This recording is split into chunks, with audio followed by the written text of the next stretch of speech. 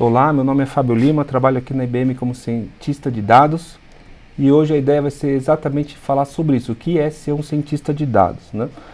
Como vocês devem ter percebido, né, essa palavra, essa profissão tem crescido muito, já faz alguns anos, né, desde 2017, que começaram a surgir várias notícias falando sobre essa profissão e que seria a profissão mais requisitada nos próximos anos, até 2020, talvez crescendo muito, com os melhores salários do mercado.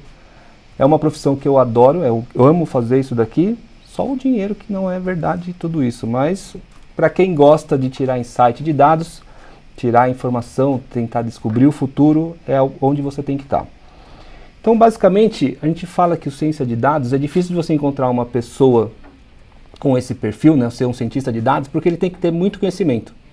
Então, basicamente, vocês têm uma vantagem, vocês que são aí já na área de desenvolvimento, vocês cobrem essa parte aqui que a gente chama aqui de hacking skill, no bom sentido, mas o hacking skill é, você tem que conseguir trabalhar com códigos, né, uma linguagem de programação, seja ela qual for, aquela que você se sentir mais confortável, seja R, seja Python, seja Scala, seja Spark.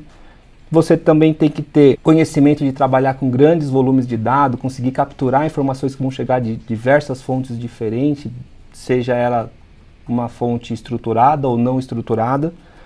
Você venha para a parte aqui de baixo, que é a parte que é a base da ciência de dados, vocês vão ter que melhorar e conhecer a parte estatística e matemática. Toda a parte preditiva é fundamentada nisso, então essa é a importância da gente ter aprendido essas coisas lá, às vezes na universidade eu não lembrava para quê, eu não sabia para que usar, agora a gente vai ter que relembrar e usar aqui. E vem o terceiro grande parte de conhecimento, que é você conhecer do negócio, ou seja, se eu estou trabalhando num banco, o que o banco faz, para que eu estou fazendo esse modelo de fraude, por exemplo, então eu tenho que conhecer um pouco do assunto também para poder ser um cientista de dados completo. Então é por isso que hoje a gente vê as empresas montando escritórios de analytics, né? E aí tem pessoas com perfis diferentes trabalhando em conjunto para entregar a solução. Quando a gente fala que é um cientista de dados, ó, a tarefa dele é muito simples, né? Primeiro você vai começar definindo qual que é o caso de uso, o que eu quero fazer com esse meu modelo, o que eu quero descobrir. Depois, automaticamente, uma vez que eu defini isso, eu vou para a segunda parte, onde eu começo a capturar os dados que eu tenho disponíveis e vou verificar se esse dado realmente é o suficiente para eu fazer esse modelo. Venho a camada de preparar os meus dados, a gente tem que tratar, os dados nunca chegam como deveriam, sempre vai vir faltando informação, tem campo nulo e você tem que tratar essa informação, a gente costuma falar que aqui é onde você vai gastar 80% do seu tempo, e aí sim você aplica as técnicas de machine learning, que são modelos, seja ele de regressão linear, de árvore de decisão, ou até mesmo redes neurais, em cima desse dado para ele aprender, encontrar as correlações. Uma vez que você encontrou os modelos, os melhores modelos, você vai testando esse modelo, né, fazendo o que a gente chama aqui do evaluate, olhando a curacidade desse modelo, escolhi o melhor, coloco isso para produção, né, seja ele implementado direto numa aplicação, num dispositivo, e começo a utilizar esse modelo. Basicamente, quando a gente fala de modelo, a gente tem dois grandes tipos, atualmente tem três, né, mas os dois mais conhecidos são, quando eu falo de modelo supervisionado. Quando eu estou falando de modelo supervisionado, são modelos onde eu tenho dado histórico com um exemplo para ensinar o meu modelo, o meu machine learning. Ou seja, se eu estiver pensando, por exemplo, numa empresa de telefonia, né, telcos, você tem sempre aquela situação de clientes que mudam de empresa, ou seja, cancela o seu contrato nessa empresa e contrato de outro. Quando você faz isso, tem um nome que se chama churn. Então, se você olha para o seu dado histórico, você tem todo mundo que era cliente e cancelou o contrato já marcado na base. Então, você usa esse dado para aprender e você pega esse resultado e aplica nos seus clientes que são hoje para descobrir quem são os clientes que têm mais probabilidade de cancelar o contrato com você e toma uma ação. Então, esse é o tipo de técnica que a gente chama de supervisionado. Outra técnica que também é muito famosa é não supervisionado. Ou seja, eu não tenho essa marca no meu dado falando que aquele dado, o que aconteceu com ele. Então, normalmente eu uso quando eu quero criar modelos de recomendação, modelos de fraude, anomalia, ou até mesmo segmentação. Quem são os clientes que mais parecem entre eles. Então, eu não tenho nada marcado e quero descobrir esses padrões.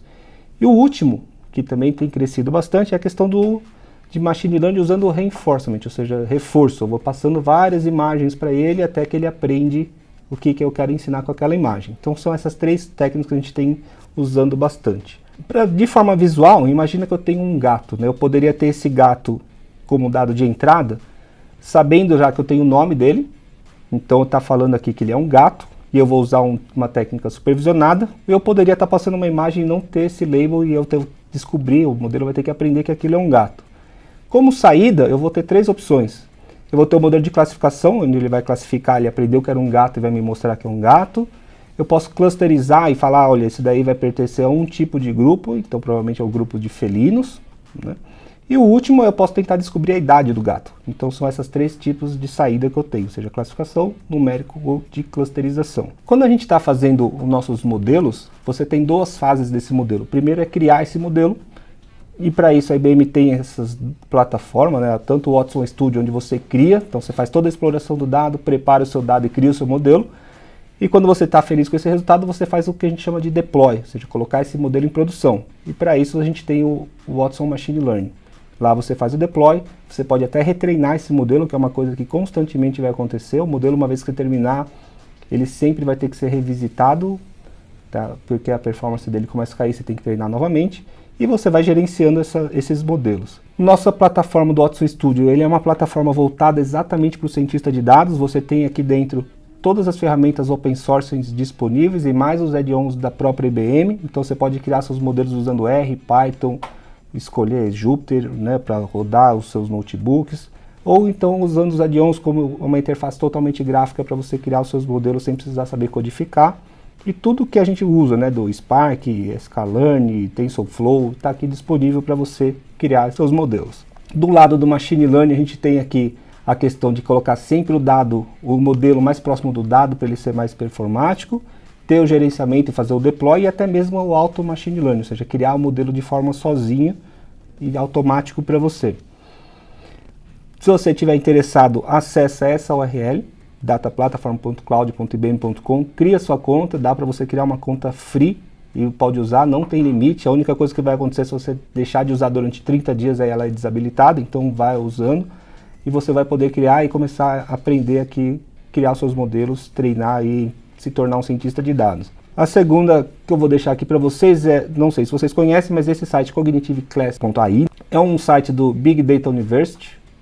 Nele você também faz um cadastro de graça e você vai encontrar uma série de cursos, seja para cientista de dados, informações sobre Big Data, linguagens de programação, R, Python, Scala, tem tudo aqui disponível. Então aproveitem e utilizem. Obrigado.